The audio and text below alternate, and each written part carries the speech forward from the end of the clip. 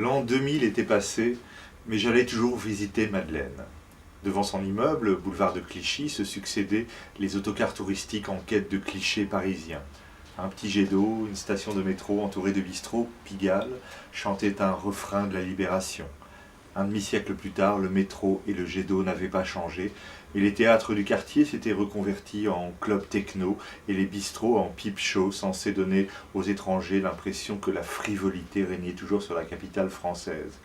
Le marché des désirs commençait toutefois à se replier sur Internet et les petites femmes de Pigalle, célébrées par une autre chanson de 1973, avaient quasi disparu des trottoirs, sauf quelques travestis shootés à l'ombre d'une sanisette de co. Dans les rues adjacentes, les derniers bars à hôtesses aux fenêtres aveugles se transformeraient bientôt en boutiques de fringues et en bars à tapas.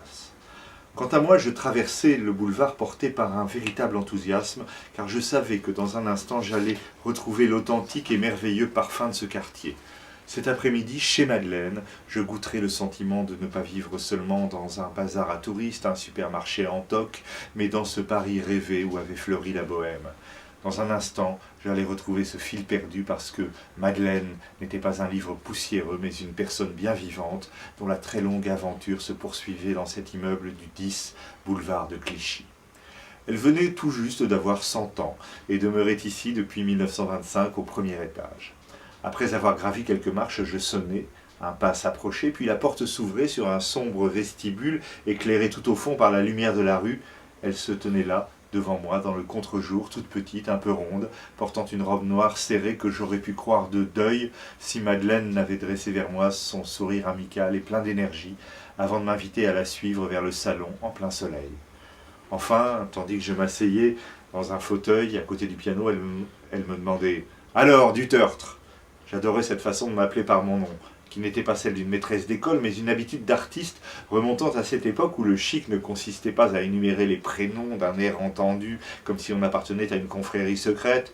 T'es allé au concert de Philippe, t'as lu le dernier roman de Michel. Dans le temps de Madeleine, tout artiste qui commençait à prendre une petite place devenait un nom. Ainsi, pour cette femme qui avait lu mes premiers livres, j'étais du tertre, tout en bas d'une longue liste d'amis qui me faisaient rougir par ces personnages illustres mêlés à la cohorte des oubliés, Satie, Ravel, Cocteau, Poulenc, Picabia. Tous étaient morts et je ne représentais encore qu'une vague promesse, tandis que Madeleine, rituellement, me demandait si je voulais un thé ou un porto et que rituellement j'optais pour le porto qu'elle allait chercher dans la cuisine. Un chat bondissait sur le piano, seigneur et maître autorisé à larder de coups de griffe ces vieux fauteuils qui avaient accueilli tant de glorieux postérieurs.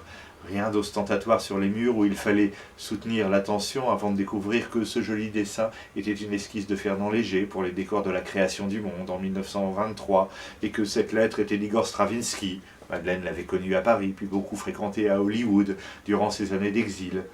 Mon hôtesse réapparaissait déjà, plus petite encore, derrière sa table roulante où elle avait posé une carafe de petits verres en cristal et quelques biscuits. Puis elle s'asseyait, me priait de servir et lançait la conversation.